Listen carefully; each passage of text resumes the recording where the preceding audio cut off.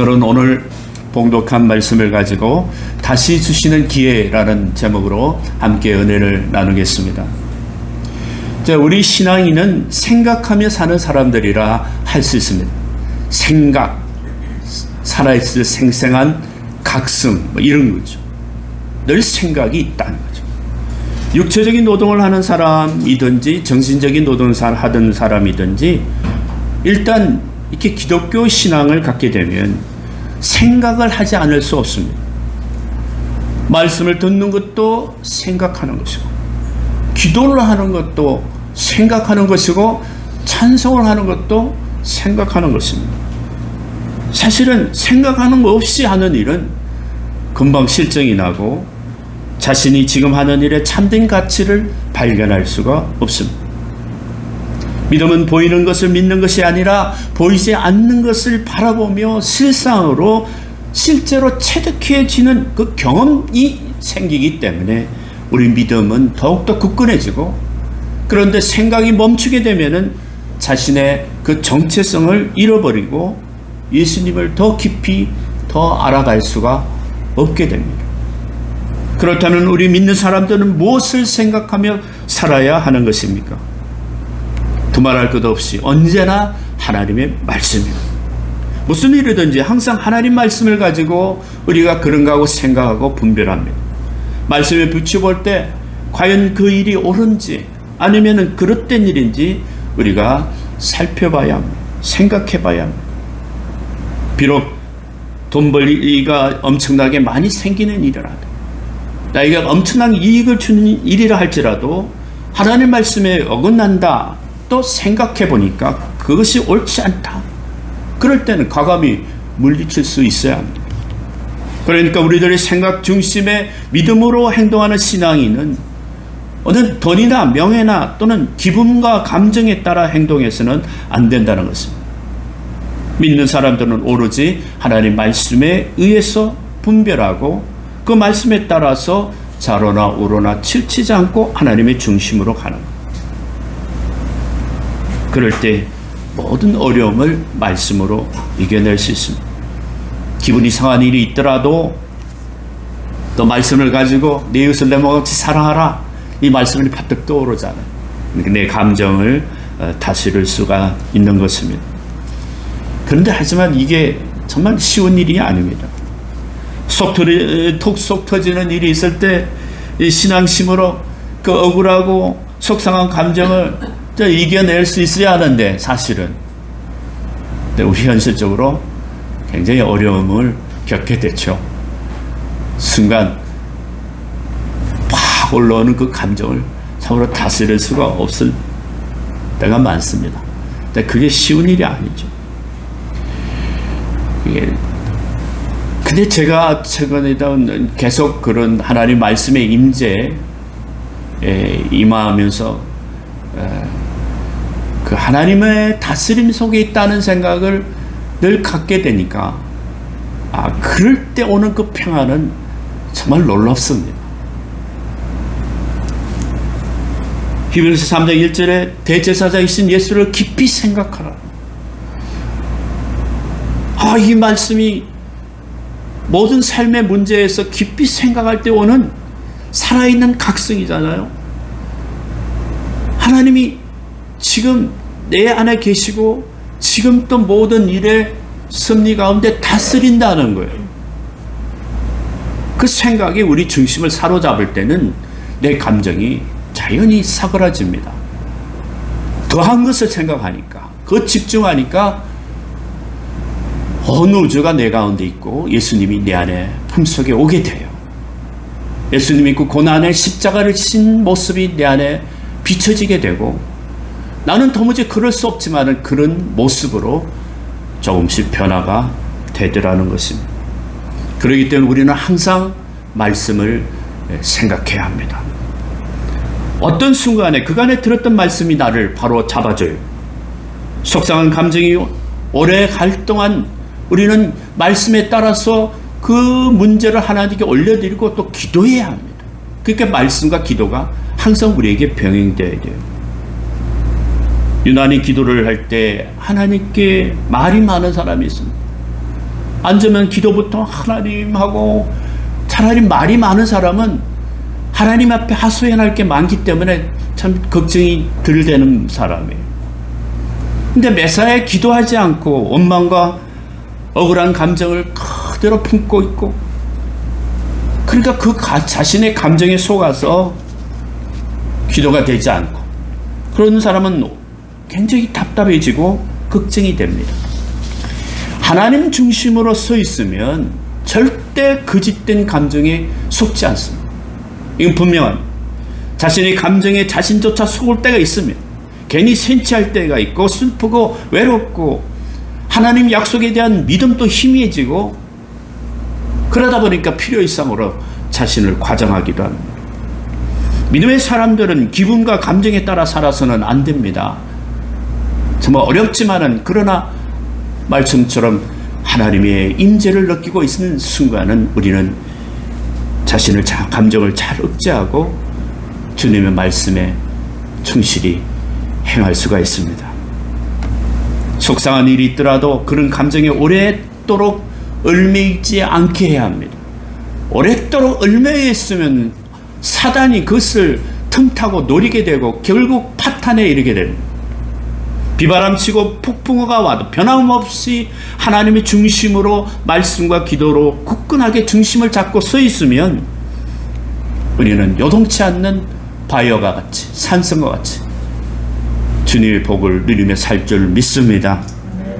우리 교회는 6월에 들어서 첫 주부터 둘째 주에 이어서 요나서 1장 2장을 통해 하나님께서 요나에게 말씀이 임하시더라, 말씀이 임하시고 그 기회를 생각했습니다. 너는 일어나 저 큰 성읍 니느웨로 가서 그것을 향하여 외치라. 그 악독이 내 앞에 상달하였습니다. 그 악한 독이, 악한 생각들이, 악한 행동들이 하나님께 상달될 정도로 니느웨가 저주 아래 놓인 거죠. 그래서 하나님께서 요나에게 큰 사명을 맡겨주셨습니다. 그러나 요나는 하나님 말씀임에도 불구하고 순종할 마음이 조금도 없었습니다. 하나님 얼굴을 피하여 다시스로 가는 배를 타게 됩니다. 순조롭게도 또 꼭 가는 배가 또 그 자리에 있었어요. 그런데 그 결과 요나는 어떻게 됩니까? 그가 탔던 배가 풍랑을 만나서 자초당할 위기에 또 바다에 던지는 그런 상황이 되었죠.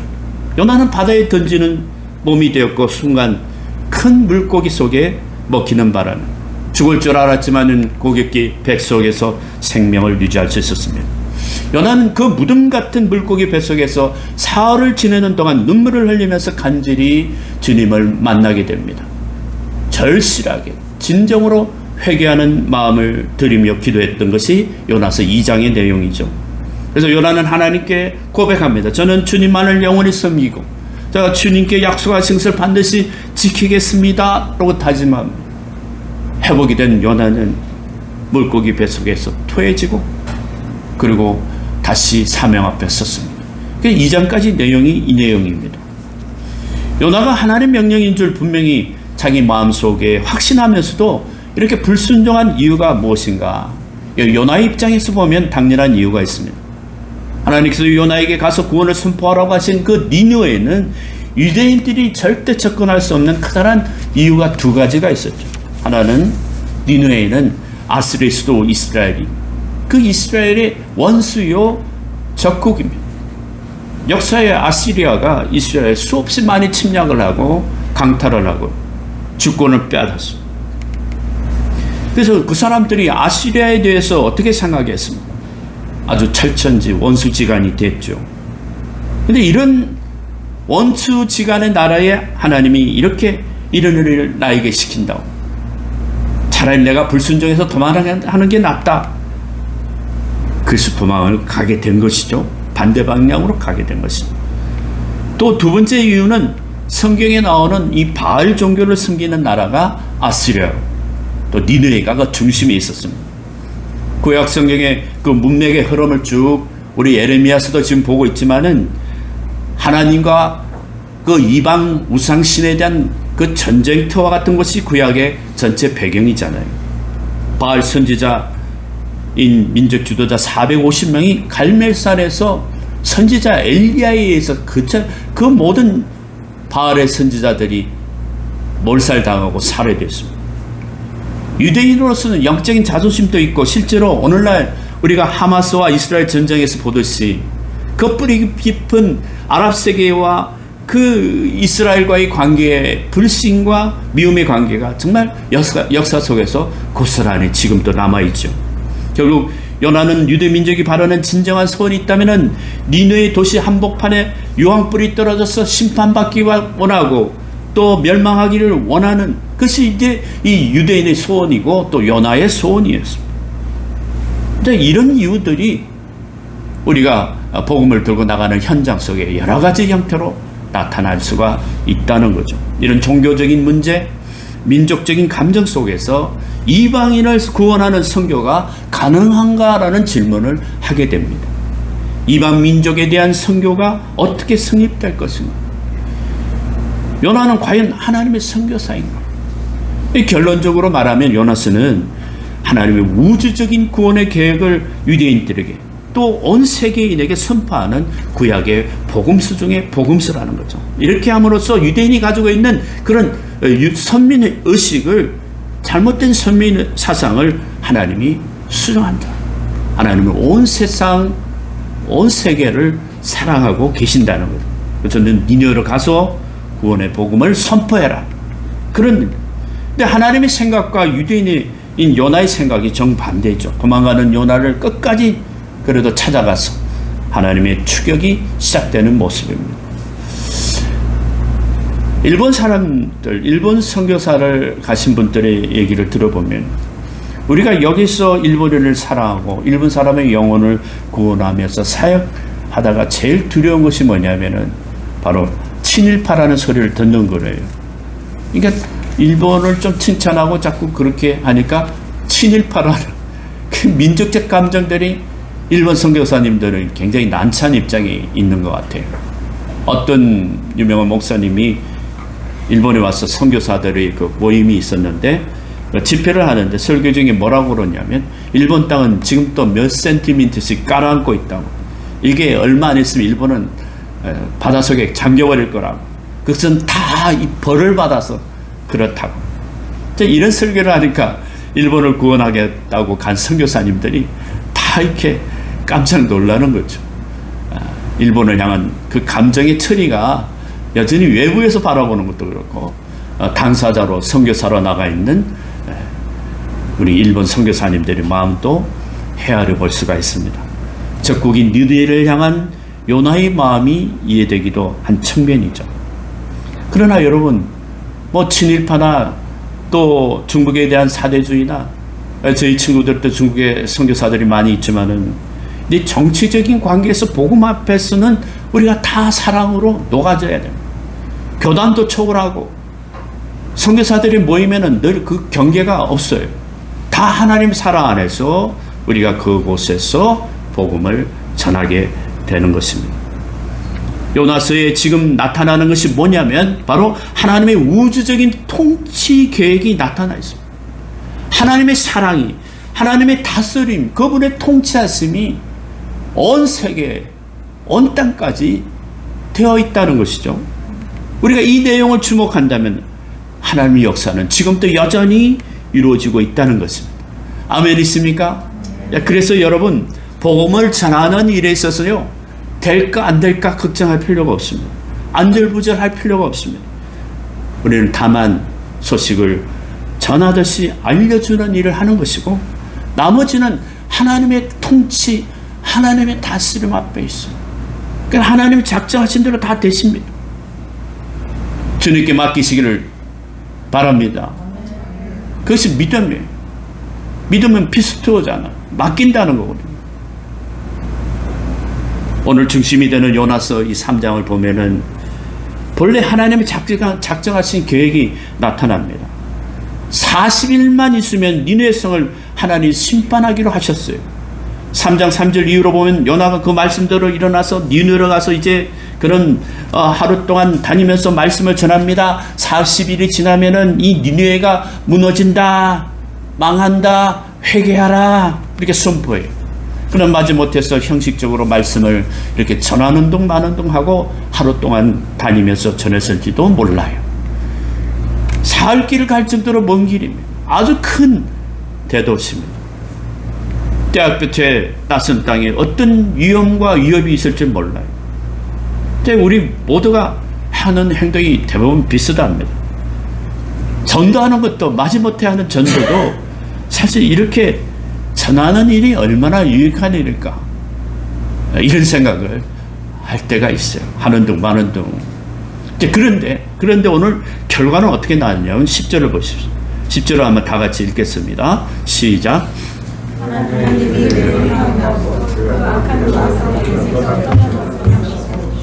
그것을 그들이 내리라 하신 말씀, 재앙을 내리지 않는다. 바로 구원하셨다는 거예요. 하나님의 계획은 우리가 다 알 수는 없지만 이처럼 자기 방식으로 고집하고 불순종하게 되면 하나님은 곧 사명을 따라 다시 임하게 된다. 말씀으로 이끄신다.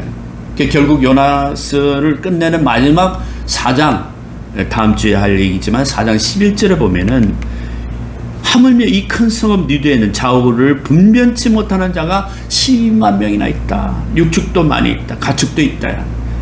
내가 어찌 아끼지 아니하겠느냐 하시니라.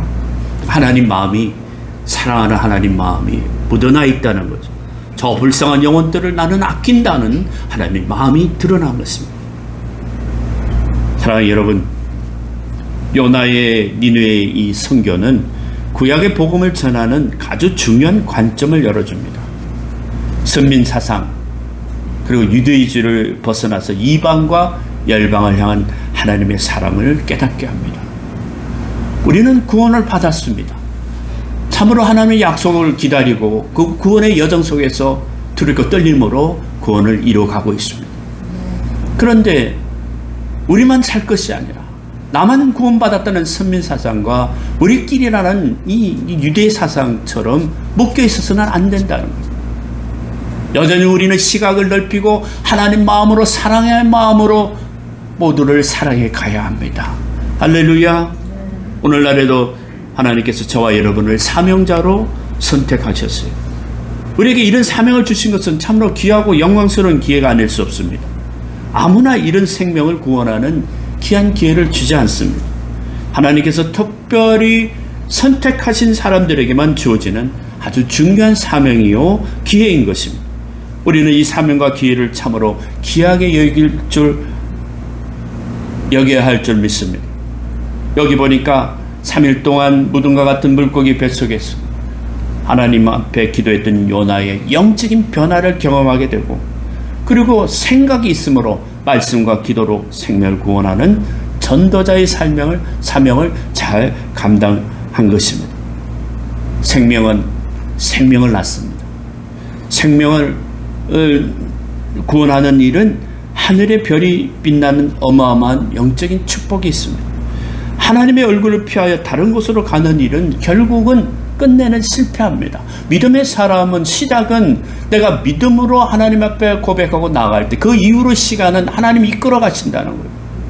그런데 내가 거역하고 다른 길을 가는 것은, 하나님의 얼굴을 피하는 것은 결국은 멸망에 이를 수밖에 없고 회개할 기회가 더 이상 없는 거예요. 저자리에 놓이게 되는 것입니다. 나는 과연 예수님 한 분만으로 충분한 인생을 살고 있는가?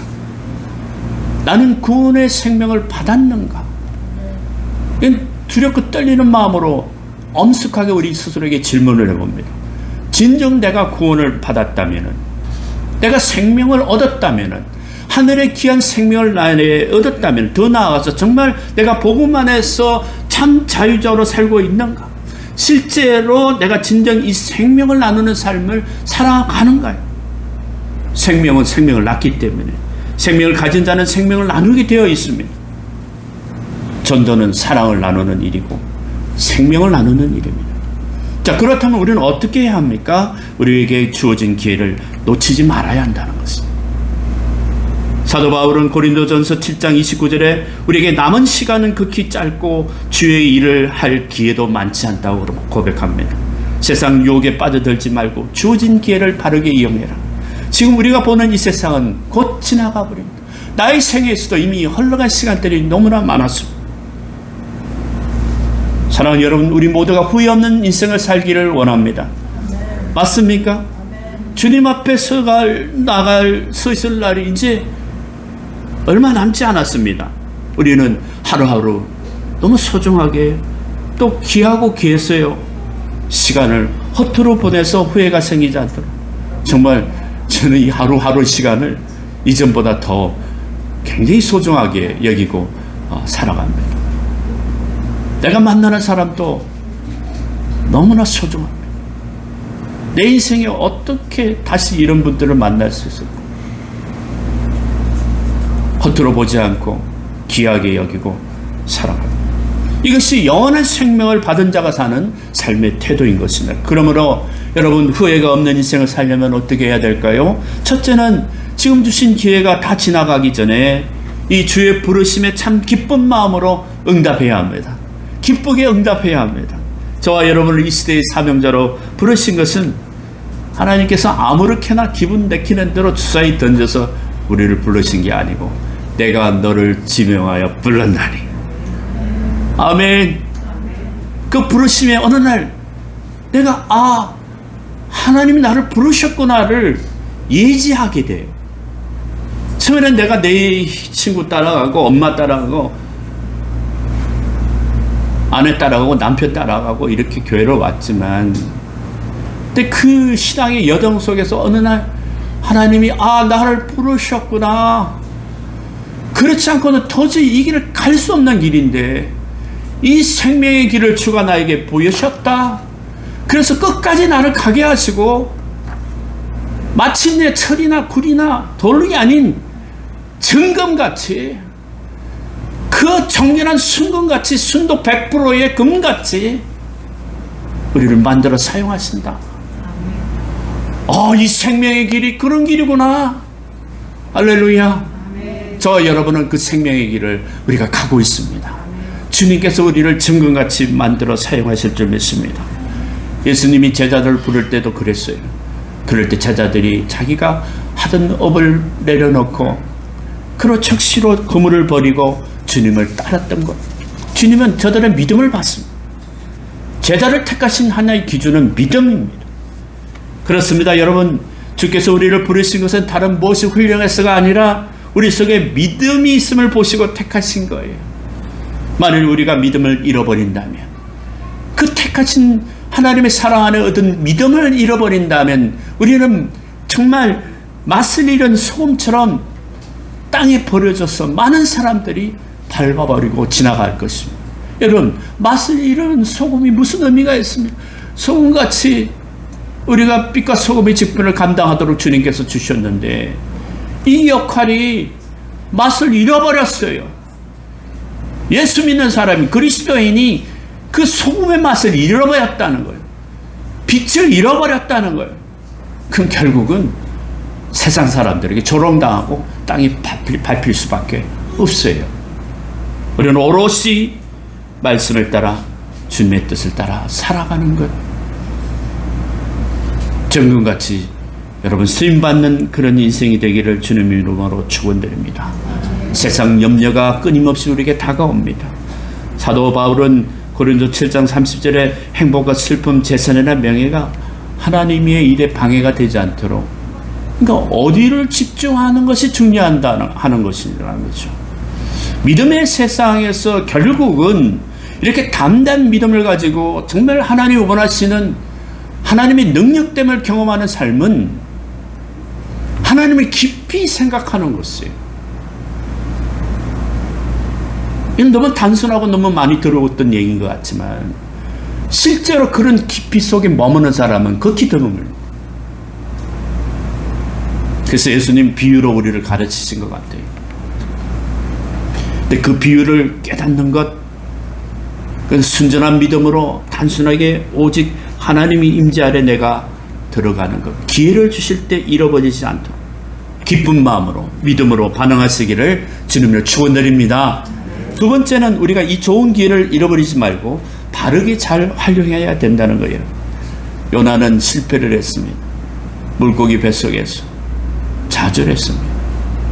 과거에 우리는 실패를 경험했습니다. 그 실패가 나의 발을 잡지 않도록 우리는 틀어버려야 됩니다. 예전에 나의 부끄러운 일들을 다 기억하면 도무지 저는 이곳에 설 수가 없어. 마귀는 늘 내게 속삭입니다. 너는 그런 놈이야. 그렇게 하나님의 거룩한 제단 위에서 네가 그런 설교를 할 수 있어. 이전에 너의 삶 참으로 부끄럽지 않니? 그렇습니다. 바울도 그랬습니다. 죄인 중에 괴수라고. 바울이 무슨 큰 죄를 그렇게 많이 지었겠습니까? 그런데 하나님 말씀을 더 깊이 묵상하고 하나님의 임재 속에 하나님을 깊이 생각하다 보니까, 늘 각성하다 보니까, 아, 내가 죄인이구나. 오라, 나는 공고한 자로다. 누가 이 사망의 몸에서 나를 건져내랴. 내 영혼을 구원하신 주 예수 그리스도, 그분이 죽으시고 피 흘림 없이는 나는 도무지 구원에 이를 수 없구나. 인간의 실존을 깨닫고 나의 죄성을 깨닫고 우리를 구원하신 예수 그리스도, 우리는 주님을 따라 길이요 진리의 생명의 길을 우리가 가고 있는 것입니다. 그러면 이 좋은 기회를 버리지 말고 바르게 우리는 잘 활용해야 됩니다. 감정이나 욕심에 따른 선택이 아니라 말씀을 중심으로. 그래서 우리는 이 말씀에 따라 온전히 나아가는 것. 여러분, 한때 이런 광고가 대히트를 친 적이 있습니다. 한 번의 선택이 10년을 좌우한다는 것. 여러분 기억하죠?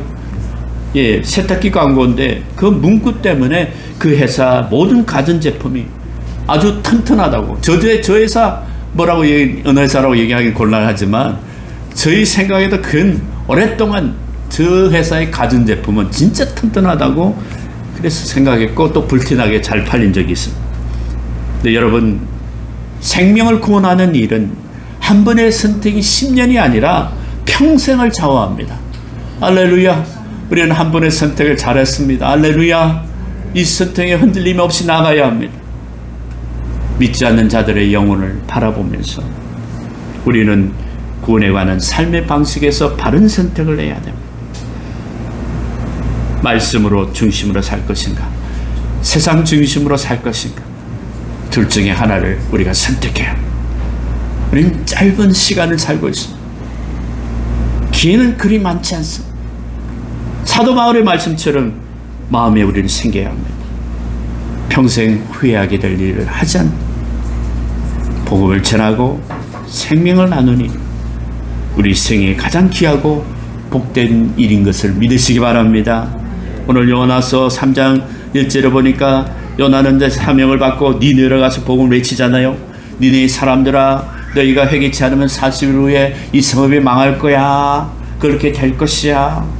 이 장면을 우리가 상상해 보면 겉으로는 별로 내키지는 않지만 이 위협적이고 위험한 이 이민족 적국의 땅에서 하루 동안은 이렇게 외치고 쭉 지나가는 것인데, 그런데 요나가 이 기회를 바르게 잘 활용했다고 보여지는 대목이 이 대목이에요. 사람이요, 대부분 마음이 복잡하고 별로 내키지 않는 일을 할 때는 대충 빨리 끝내는 경향이 있습니다. 그런데 이왕이라는 말이 있잖아요. 이왕 하는 이라는 말이 있지 않습니까? 이왕이면 우리가 후회를 남기지 말자. 그랬을 것 같아요. 요나도 그런 마음이에요. 그래서 요나는요, 겉으로 이렇게 내키지 않고 아주 미약하지만은 망한다 하고 이렇게 복음을 전했던 것 같지만은, 그러나 요나는 그 상황에서 굉장히 최선을 다했을 것 같아요. 이왕 하는 일이라고 생각하고. 그래서 요나의 선포는 마치 불같이 맹렬했다는 거예요. 그리고 듣는 사람들이 가슴이 방망이 치듯이 그 말씀이 가슴에 와닿았다는 거죠. 살아있는 능력의 말씀으로 그들의 완악한 심령을 완전히 갈아엎고 말았습니다. 이는 니네 사람들에게 무슨 심판이 임할 것이라는 사실을 알려졌고 그 심판의 때는 시시각각 다가오고 있더라 하는 것을 선포를 온전하게 했습니다. 근데 놀라운 일이 일어났죠.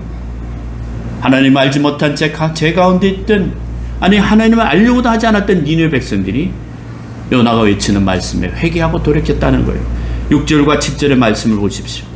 그 일이 니느웨 왕에게 들림에 왕도 뻘떡 일어났어 왕복을 벗고 굵은 베옷을 입었습니다.